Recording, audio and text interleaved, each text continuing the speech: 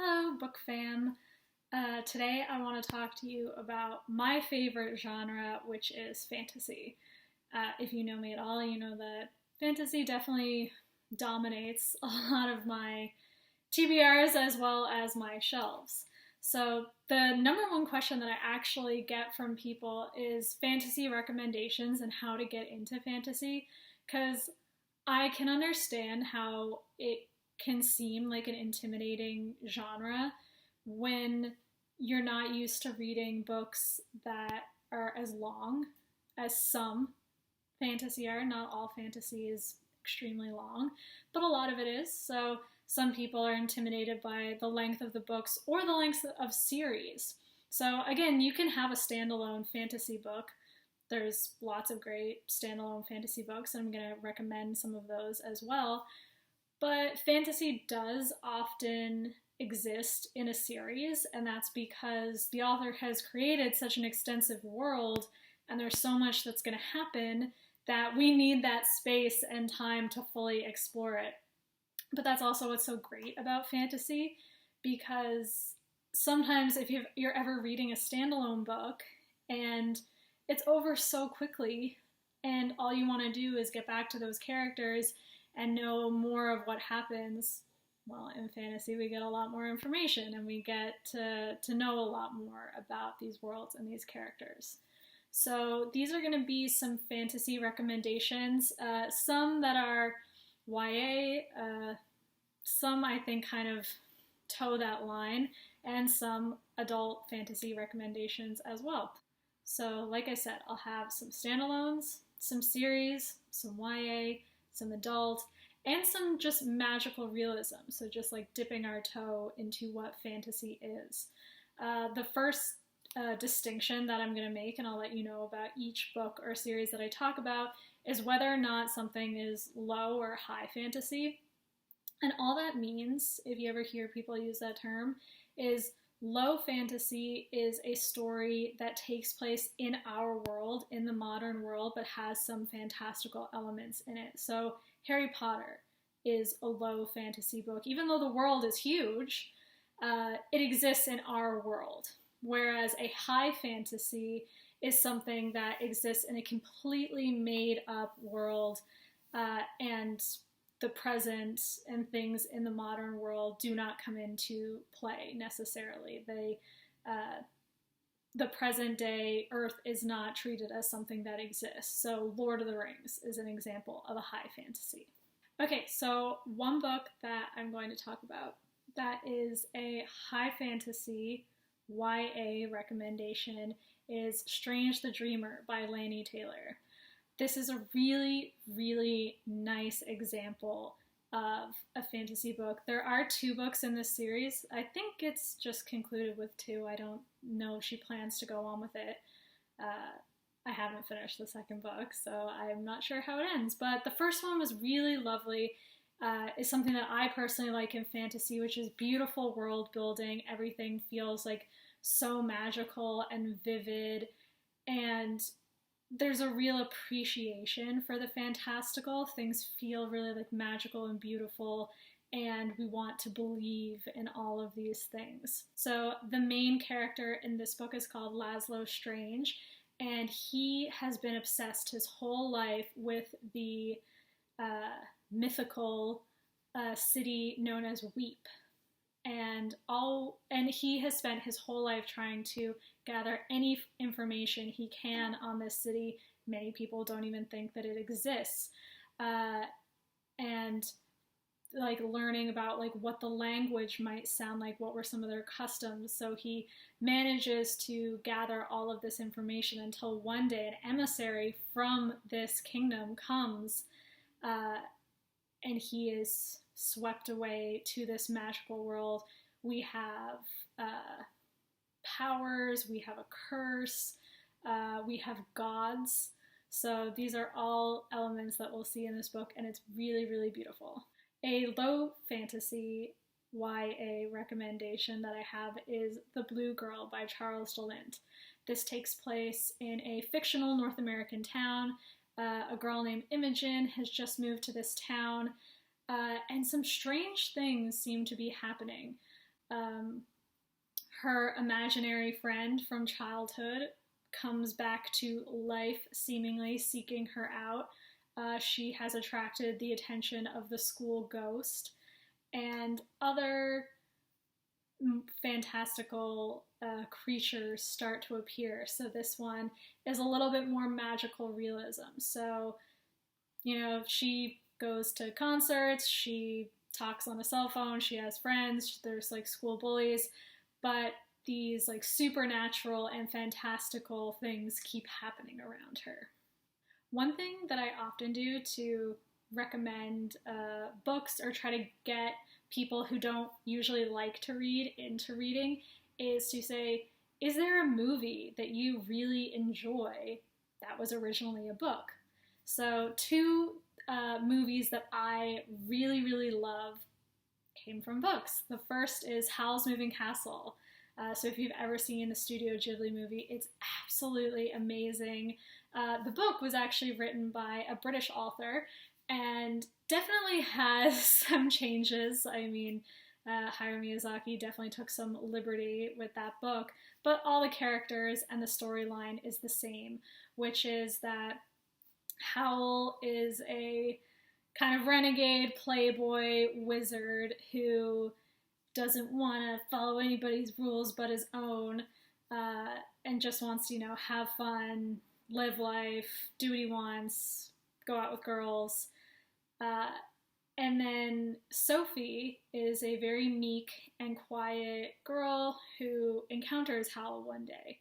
And they have just kind of a brief meeting, but it captures the attention of the Witch of the Waste, who is a witch that is in love with Howl, but was jilted by him.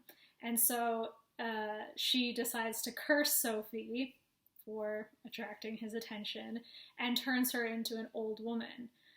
So in Sophie's quest to try to get the curse broken from on her, she ends up encountering Howl again, and she's also cursed from telling anybody about how this happened to her, and to tell anybody that she, is actually a young woman.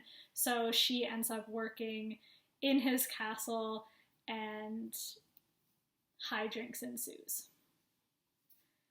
Another movie that I absolutely love is Stardust. So that is a book by Neil Gaiman. It's a really beautiful fairy tale. So if you like Disney movies or things, it follows a really similar trajectory to those kinds of movies. So a young boy, young man, I guess I should say, I forget his name. He is in love with a, popular and beautiful girl from his village who barely knows that he's alive. And one evening they see a star fall from the sky into the neighboring lands, which there is a wall that keeps the human lands from the fairy tale lands, basically, and no one should cross that barrier. And they see a falling star land on the other side of the wall. And he tells this girl, if I bring you back that falling star, you have to marry me. So he goes on this epic quest to find this falling star, only to realize that it's actually a young woman. She is the falling star. And he wants to bring her back to show this girl, like, I found it, now you have to marry me. But at the same time, there is a group of witches who, from eating the falling star, or draining her energy, basically, they will become young for centuries. So at the same time that he has found her and is trying to bring him back to his village, they are being pursued by these witches. And it's a really, really lovely fairy tale story. Speaking of fairy tale stories, The Child Thief by Brom. So Gerald Brom is Gerald or Gerard? I'm not sure. Anyway, all of his books just say Brom as the author. He is an incredible artist and is a conceptual artist for lots of different books, video games. So he works with World of Warcraft, Diablo, if you love any of those games. He's done paintings for cards for Magic the Gathering. So he's just an amazing creative mind. And this book is his conceptualization of Peter Pan. So it's a much, much darker version of the story, wherein Peter Pan basically steals children to Neverland. It is a mystical fairy land, fantasy land, I should say, wherein any adults who are there, human adults, they will eventually go mad and become something akin to zombies. So the reason that he brings back children is because they do not turn mad, and they can help him fight against these creatures that are basically inhabiting his home land, of which Captain Hook is their leader. And we see lots of other magical creatures as well, and he does the illustrations of those. I'll put some of them up here. They're absolutely gorgeous illustrations, and they're all in the book as well. So if you're a big fan of Peter Pan like I am, I love that book, I love the movie, I love every iteration of Peter Pan I've ever seen, and this one is a great example as well. If you're someone who's not a big fan of the way fantasy is written, because a lot of fantasy has a certain style, The Night Circus might be a good book for you. This book is written much more like literary fiction or like contemporary fiction. It's very character focused, and there is kind of a romance that runs through it, but if you're someone who needs like a lot of heat to a romance, this is more like a bittersweet, falling in love with, you know, the person that someone is, as opposed to a primal kind of romance. And again, just really beautiful writing. It's a standalone, so if you just wanted to read like a single fantasy, see how you like it, this could be a good book for you if you don't want to, you know, dive into all the world building and all the characters. But if you do want to give maybe a more classical style of fantasy a try, Mistborn is a series. The first book is called The Final Empire. This is going to be your more typical fantasy book. So we have a completely different world. We're going to be introduced to a magic system and how it works. So there are certain people in this world that are able to perform like magical feats. And the way that they do this is by imbibing certain metals.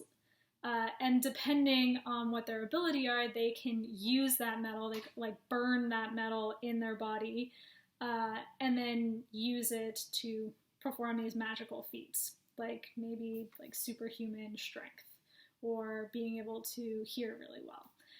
And there are a very select few, almost to a mythical degree, who are able to burn any kind of metal and do all of these things, and they are called Mistborn. So in this world, we we join the world after, you know, the bad guy has won. What happens then? So we're also going to see some other typical themes, you know, like a very oppressed people rising up against a powerful enemy. We get lots of different characters. There's like a fun band of people that we get to know and we really like. I think this is really great for young readers because one of the main characters is a young girl. But then we also have one of the main characters who is a man. And as a more adult reader, I definitely am more drawn to his part of the story. But there is a young protagonist and is the main protagonist as well. And this is a really, really great way to get into fantasy. And then probably the book that I recommend the most to people who have read a little bit of fantasy, especially if they've read a lot of YA fantasy and now want to get into adult fantasy but find that a little intimidating, I always recommend The 100,000 Kingdoms by N.K. Jemisin. She does also write some pretty intense fantasy. So this one was her debut novel. It's a little bit more accessible, a bit easier to read. There are still those fantasy elements that, you know, we're gonna see pop up, which is lots of characters, world building, lore, things that we have to know in order to understand the book and really appreciate it, but not too confusing, as opposed to this series here, the Broken Earth trilogy, more confusing. The 100,000 Kingdoms can be read as a standalone. It's also part of a trilogy called the Inheritance Trilogy. You can find it, often it's sold as like one giant book, but this is the first book. This follows a female protagonist. She is the daughter of the princess of this land. Her mother left the royal family, and now it is time for a new ruler to be chosen, and she has to go to the palace and ends up becoming ensnared in all the political games. There are gods that walk among the royal family that have kind of, in a way, been enslaved. There's lots of political intrigue, which is a common theme in fantasy. And we also get a bit of a romance as well. So really recommend this book for first-time adult fantasy readers. So I know those were a lot of books, a lot of recommendations thrown at you. I think we have a decent mix. Hopefully at least one of these books stands out to you and appeals to the kind of fantasy that you might want to read. If you have any other fantasy recommendations, I would love to hear them, especially for people getting into fantasy.